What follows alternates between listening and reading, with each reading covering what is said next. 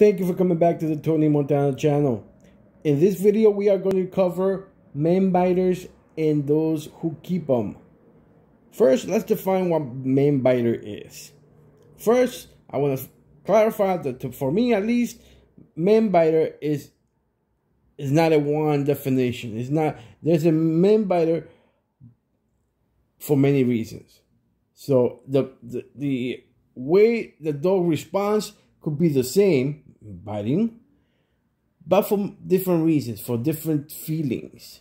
Like you have the dog that just straight up sees you as prey or an enemy and it will chomp on you. You have those animals that are territorial. You come into their area and they will attack you. So you can go away, but if they're not in their territory outside, they might be nicer. And there's dogs that are fear biters, you know. But really, the ones we are going to focus on are the dogs that are straight up man biters, or dogs that really have the propensity to bite for one reason or another.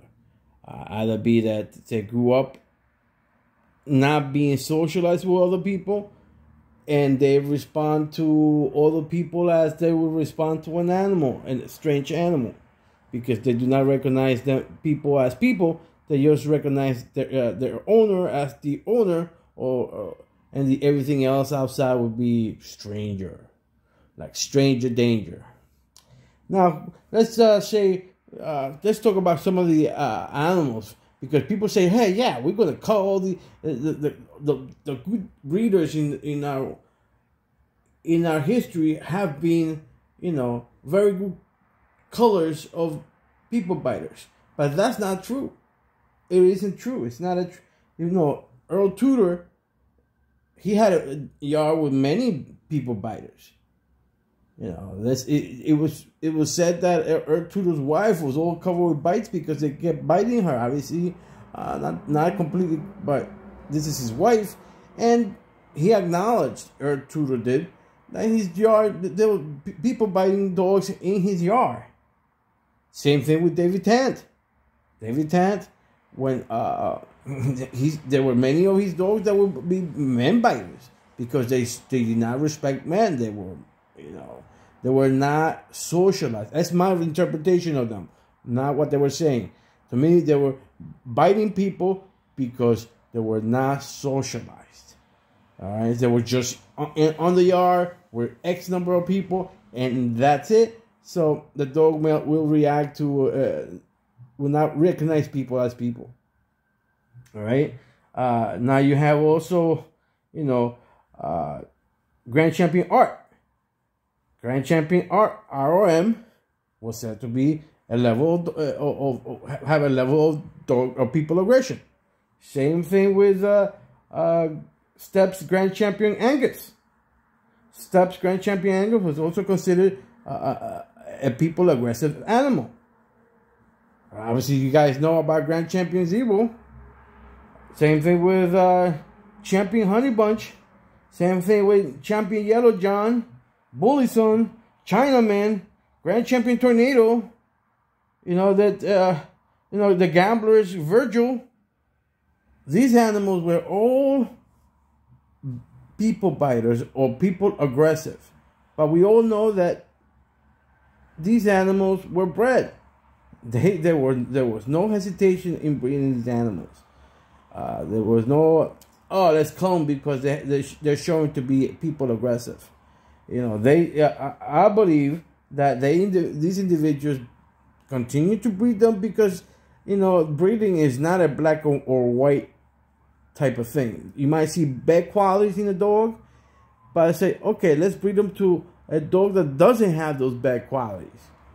You know, and hope that the next generation comes up with the good qualities of both parents, not bad qualities of both parents. And that is part of the culling process. The culling process will say, okay, we know what we're looking for bad qualities, bad traits, and we'll try to eliminate those traits in the offspring. that will not allow those offspring to carry on if they have those bad traits like people biting or other tendencies that are not, not what you're looking for. I think that's how they did it. They were like, okay, we know, we got it. We acknowledge that this dog has X check mark or X box not checked. So, or there's an issue there. So we need to make sure that in the next generation it doesn't happen. So I think that's how it did it. But remember, see how all these great dogs, they were bred. Many of them became RRM, like I mentioned. Art, or I say Yellow John. I'm not sure if she should be RRM, but again, not sure. But there was definitely Bullystone, and definitely the Honey Bunch. She's the first one, #1 in the RRM list for females. So, and apparently she was people aggressive. So, when you're looking to breed, when you're planning on breeding, it isn't a black or white thing. There's a lot of check marks that each dog should have, or there should be a checkbox list for breeding purposes. And just because, it has one difference, one issue, doesn't or shouldn't make it a complete or right away or automatic throwaway, a reject. You should look at it in a scientific way, and if there's issues with one box that is not checked, make sure that the dog that you're breeding to has that box super checked, if you know what I mean. So this is about people biters and people that keep them. Let's not fool ourselves in thinking that all these animals, all these breeders are calling people aggressive animals, because they're not. So we have to be intelligent and remember that idealism lives in our minds. Real life is real life, and it's not black and white. So don't be so harsh, but at the same time, don't make excuses for your dog. Socialize them.